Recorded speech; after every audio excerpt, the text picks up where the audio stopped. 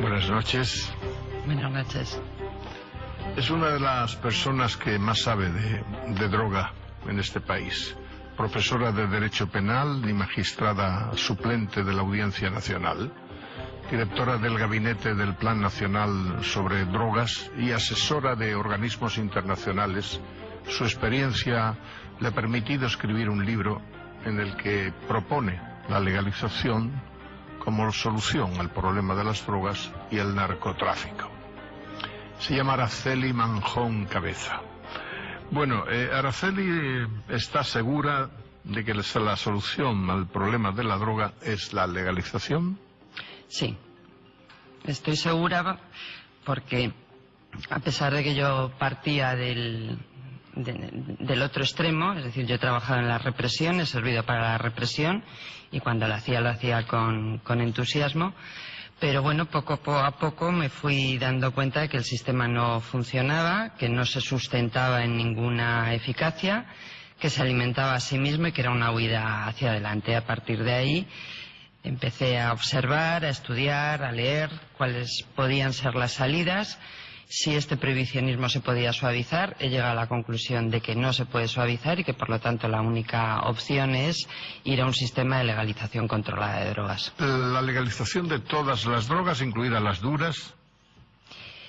Bueno, la legalización controlada de casi todas las drogas, me explico. Legalizar no quiere decir de ninguna manera dejar que las drogas sigan circulando libremente, quizá cambiando solo de manos. No, legalizarlas quiere decir que el Estado asume su control, como asume el control de los medicamentos, del vino o del tabaco. Todas las drogas, hombre, desde luego la marihuana sí, además la primera, es la droga más consumida, la que menos efectos perjudiciales tiene, menos que algunas de las drogas legales.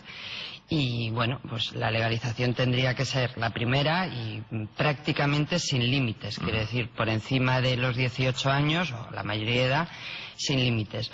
Otras drogas podrían medicalizarse o incluso las que llaman drogas domesticadas, como las drogas recreacionales, bueno, venderlas con determinado control. Quizá la legalización lo que sí tendría que aprovechar es para sacar del mercado los venenos que ahora mismo circulan y que son hijos de la prohibición. El crack, el paco, el bazuco, es decir, esas porquerías que son las que están envenenando a la gente.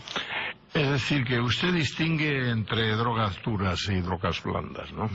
Sí, bueno, se puede asumir esa distinción. No para someterlas a un régimen o a otro, porque dentro de las drogas duras, pues yo creo que no debería de ser el mismo régimen el de la cocaína y el del éxtasis que el de la heroína. Yo creo que la heroína habría que intentar medicalizarla, es decir, que no tuviese una difusión amplia, sino que se dispensase dentro del sistema hospitalario, con control sanitario, es decir, con una serie de garantías. ¿Cómo la heroica se convierte en la heroína, verdad? Sí, efectivamente. Pero bueno, la heroína también tiene su historia. La heroína empezó siendo un jarabe para los niños, para la tos. Es decir, fue junto con la aspirina, lo que hizo que la Bayer pasase a ser una pequeña fábrica de tintes a ser lo que es hoy la Bayer, heroína y aspirina. ¿Qué clase de droga es el alcohol? Bueno, el alcohol es una droga legal, controlada, por lo tanto causando menos daños de los que causó cuando estuvo prohibida en Estados Unidos durante el lamentable episodio de la ley seca, pero eso no quiere decir que sus efectos no sean tan dañinos o más como los de algunas drogas de las que llamamos ilegales. Lo que ocurre es que está controlado. Claro, el hecho de que sea una droga legal no debe asustar menos, porque según los datos de Naciones Unidas, que son datos conservadores, pero bueno, yo aún así los asumo, el alcohol y el tabaco matan más que todas las drogas ilegales juntas, es decir, que cuidado también. Bueno, si la legalización acabara con el narcotráfico, eso no debe ser fácil. Bueno, no va a acabar con el crimen organizado, evidentemente. Es decir, la forma organizada de delinquir va a seguir existiendo. Lo que ocurre es que un sistema de legalización y control, ya sea en régimen de monopolio por el Estado o cediendo la producción y la distribución a las farmacéuticas, lo que le quitaría al crimen organizado es su mejor negocio, el negocio más lucrativo. El negocio de la droga es uno de los mejores que existe en el planeta, y me refiero tanto a legales como ilegales, porque hay que tener en cuenta que la materia prima es barata, es muy barata. Sin embargo, el precio se dispara precisamente por la prima de la prohibición, y además los productores y traficantes tienen una grandísima ventaja, y es que tienen al consumidor enganchado, es decir, no se puede salir de ahí. De tal manera que es un negocio fantástico.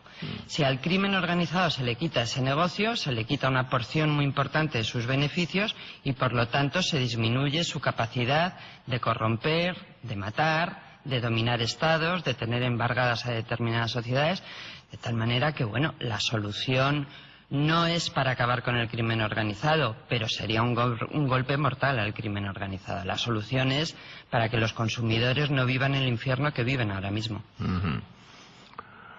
La mayoría, una vez que visité 34 cárceles, la mayoría son hijos de la droga, ¿no? Y del hambre. Sí, efectivamente, lo que podemos llamar la delincuencia drogoinducida, es decir, aquella delincuencia, sobre todo la que se vivió en los años duros de la heroína, de los que necesitan robar para poder conseguir drogas, o los que directamente se meten en el tráfico de drogas, bueno, eso llena las cárceles. Las llena en Europa, y no digamos, por ejemplo, en Estados Unidos, donde además es delito fumarse un porro, llevarlo en el bolsillo. El caso de Estados Unidos es paradigmático, es decir, Estados Unidos es la cárcel más grande que hay en el planeta. Aunque su población es solo el 5% de la mundial, sin embargo tiene el 25% de población penitenciaria, y acercándonos a la mitad de esa gran población penitenciaria, pues está nutrida por consumidores de drogas y por pequeñísimos traficantes. Entonces, bueno, eso es una situación que no se puede sostener. ¿A quién no le interesa? Bueno, ¿a quién no le va a interesar? Acabar a lo que la con vende, esto. claro. Bueno, que se legalicen, vamos. A los que viven de ella, a los que han hecho de ella un negocio colosal, por supuesto a los traficantes, pero también a quienes viven de la represión, tanto individualmente como colectivamente. Por ejemplo, determinadas agencias de seguridad viven de ello, Sus presupuestos anuales se nutren de los éxitos que obtengan en la persecución del tráfico de drogas, y también perjudicaría muchísimo la legalización a todas aquellas empresas que ahora mismo están siendo los suministradores del Plan Colombia, es decir, a todos los que proveen de armamento, seguridad, etcétera, etcétera. Bueno, ellos perderían su negocio. Y a los Estados Unidos tampoco le interesaría. Bueno, yo no sé si económicamente les interesa o no. No les interesa políticamente, eso es evidente. Es decir, Estados Unidos ha hecho de la persecución del tráfico de drogas su pretexto, su excusa para mantener unas relaciones hegemónicas respecto de muchos países del planeta, pero desde luego respecto de todos sus vecinos del sur.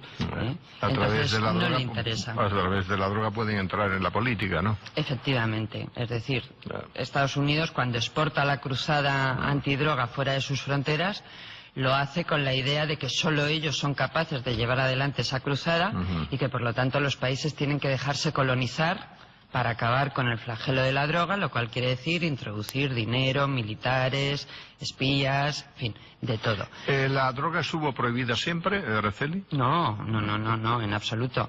La historia de la droga, la historia que Escotado nos ha enseñado magistralmente, es una historia pendular. Ha habido momentos de libertad absoluta de consumo, por ejemplo el paganismo. Luego, con el cristianismo, esa libertad desaparece, se empieza a perseguir todo lo que tenga que ver con las drogas. Entonces es una historia pendular. Ahora bien, en esa historia pendular, el último siglo, desde ultimísimos años del siglo XIX y desde principios del siglo XX, ha llevado la prohibición y la represión a sus máximos extremos. Es decir, históricamente nunca se ha conocido una situación como la que surge en 1911 y todavía estamos arrastrando, Y bueno, esta guerra contra las drogas se ha dicho que es la guerra más larga de la historia, y la verdad es que es la más larga porque no solo ha sido la guerra del siglo XX, sino que estamos en el XXI y todavía parece que goza de buena salud. Y desde luego, el último siglo, la experiencia que nos ha puesto en bandeja es que con las drogas no se puede acabar. La relación del hombre con las drogas se remonta a no sabemos cuándo, y va a durar siempre. Luego es mejor vivir con ellas y controlarlas que intentar acabar con ellas, pero que en realidad lo que ocurre es que ellas van a acabar con nosotros. ¿Por qué va a durar siempre? ¿Por qué la necesita el hombre? Bueno, pues es un vínculo busca sosiego, histórico. Busca placer. En cada momento cada persona busca una cosa, es decir, las drogas proporcionan tranquilidad, proporcionan euforia, proporcionan analgesia, evasión, viajes, sensaciones psicodélicas. Las drogas tienen muchas utilidades, también curan.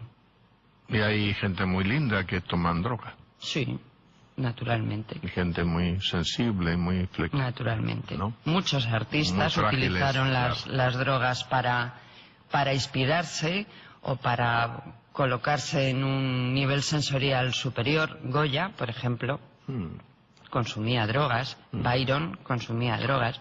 ¿Usted cree entonces que el arte le debe algo a la droga? Naturalmente. Igual que la música. La música de los últimos tiempos, pues siempre cada movimiento musical ha ido vinculado a una droga, pues el jazz a la marihuana, la psicodelia a determinadas drogas alucinógenas. La música actual parece que liga mejor con las drogas de síntesis, y luego la eterna marihuana, esa siempre ha estado de moda. Antes de la prohibición, ¿cómo era la relación con la droga? Bueno, por ejemplo, en el siglo XIX las drogas se utilizaban con mucha frecuencia, no se estigmatizaba a los consumidores, no existían problemas de salud pública. Quizás sí podía existir algún problema de salud individual, claro, naturalmente, como existe la cirrosis para el que se pasa con el alcohol. Por ejemplo, en Estados Unidos en las farmacias se vendían hasta 50.000 panaceas distintas que contenían opio u otras sustancias similares, y hasta principios del siglo pasado, por ejemplo, en las farmacias españolas era obligatorio tener de venta al público una serie de productos y una serie de preparados y de fórmulas magistrales que contenían en diversas proporciones opio, morfina, heroína, en fin, lo que hoy son las drogas prohibidas. Con todo eso se acabó por este impulso incomprensible del prohibicionismo que arrancó a principios del siglo XX y que todavía estamos en ello. Hablemos de consumidores ilustres, ¿no? Poe, claro, Baudelaire, también, Freud le dio a la coca, más que nada. Bueno, muchos psiquiatras utilizaron estas sustancias, algunos para experimentar y otros además para tratar a los pacientes. Claro. Es decir, que en algunos casos algún ilustre psiquiatra recurrió a este tipo de sustancias para conseguir que los pacientes que no eran capaces de externalizar su problema entrasen en un estado de relajación que les permitiese exteriorizar sus grandes problemas. En la fórmula originaria de Coca-Cola creo que le daban un toquecito, ¿no? Tenía cocaína. La Coca-Cola, en su primera presentación, tenía vino y cocaína. El vino se sustituyó por agua gasificada y la cocaína se sustituyó allá por 1932, me parece, por cafeína, porque en Estados Unidos se ilegalizó la cocaína. Pero la chispa de la vida y la sensación de vivir a lo que hacen referencia es a esa poquita de cocaína que llevaba la bebida. Claro, que yo siempre me ha extrañado, porque ¿cómo va a ser la chispa de la vida una Coca-Cola? La chispa de la vida y la sensación de vivir. ¿Cómo buscan los publicistas, no, Eran muy sabios. Eran muy sabios. Dieron claro. con dos eslogans estupendos y a pesar de que la Coca-Cola ya no lleva cocaína, sin embargo, esa publicidad ha llegado hasta nosotros. Incluso yo creo que hasta Viva la Gente llegó a cantar a la Coca-Cola, a la chispa de la vida. Las leyes secas, ¿no?, producen más criminalidad. Sin duda. La ley seca fue el experimento más nefasto de la prohibición. Fue un experimento que se propusieron sacar adelante los moralistas, el Partido Prohibicionista americano. Lo consiguieron con la enmienda a la Constitución y la ley seca, la ley Volstein, y fue un fracaso absoluto, porque no existiendo entonces en Estados Unidos ningún problema relevante por el consumo de alcohol, cuando se impuso la prohibición, lo que se consiguió es que naciese un crimen organizado que hasta ese momento no pasaba de ser banda callejera. Nació el crimen organizado, empezó a circular un alcohol venenoso, con lo cual el número de muertes y de enfermedades, por ejemplo ceguera, se disparó. La corrupción se generalizó. Chicago años 30, no hace falta decir mucho más.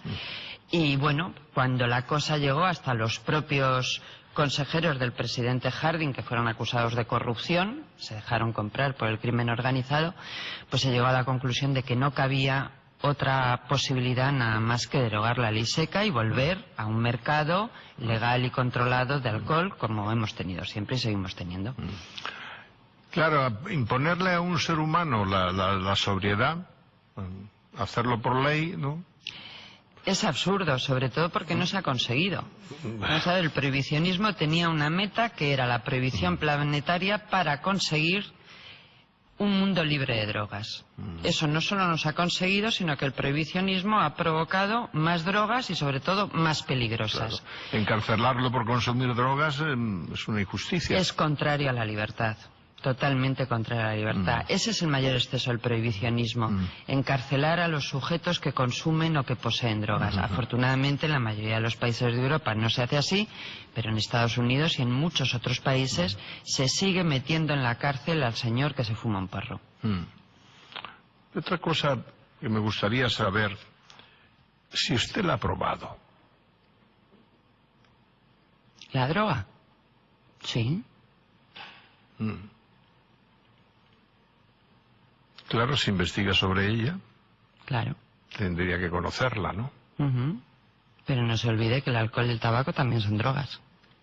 Y los barbitúricos.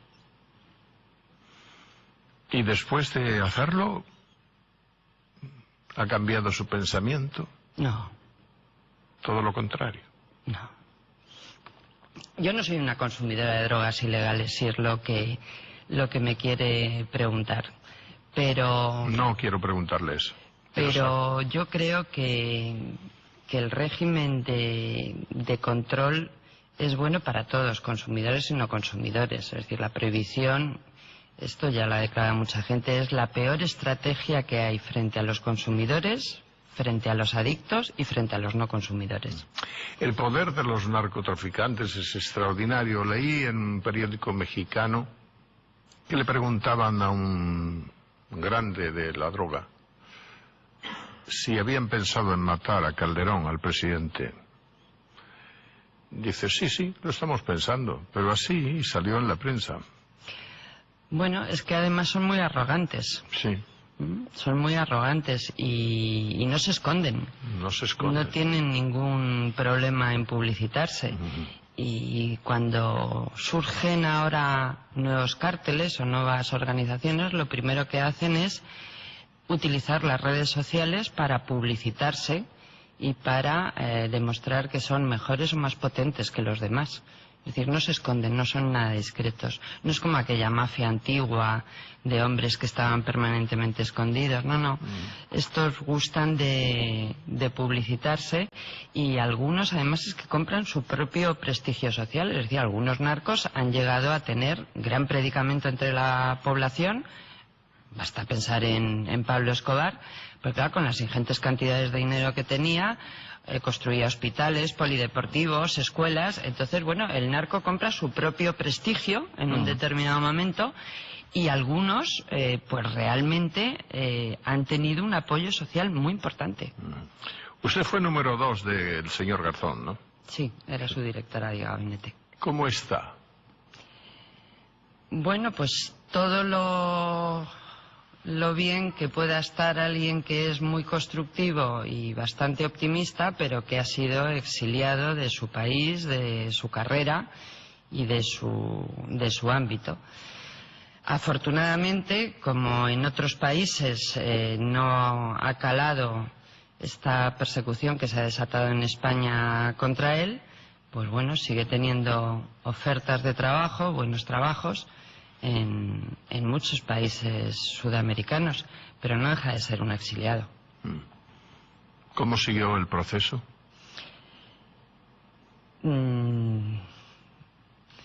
Pues casi sin podérselo creer hasta el último momento. ¿Y usted? Indignada hasta el último momento.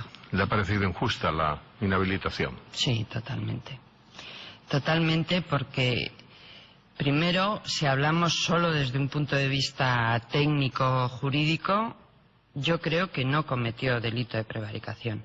Se puede discutir si tomó la decisión correcta o se equivocó, pero eso se resuelve en vía de recursos. Pero desde luego no cometió delito de prevaricación. Y luego, pues no es casualidad que a un solo juez se le abran 3 causas por prevaricación a la vez, se vayan moviendo una a otra según convengan, para primero suspenderle y quitárselo del medio y luego acabar ya con él definitivamente. Entonces, indignación. ¿Usted espera que vuelva, Garzón? No creo que vuelva. ¿Qué le van a ofrecer aquí ya, después de lo que le han hecho? ¿Se considera una mujer valiente? No, yo no soy valiente. Pues le está echando casta, ¿eh? Estoy convencida simplemente de lo que digo, pero no, especialmente valiente no soy temerosa, además. Me gusta entrevistar a las personas que conocen profundamente lo que dicen. Muchas gracias. Que se han llevado años y años, 20 años. Sí, más o menos. Más o menos. Más o menos. Buenas noches y gracias. Buenas noches, gracias. Y suerte a este libro, La Solución, Legalización. Gracias.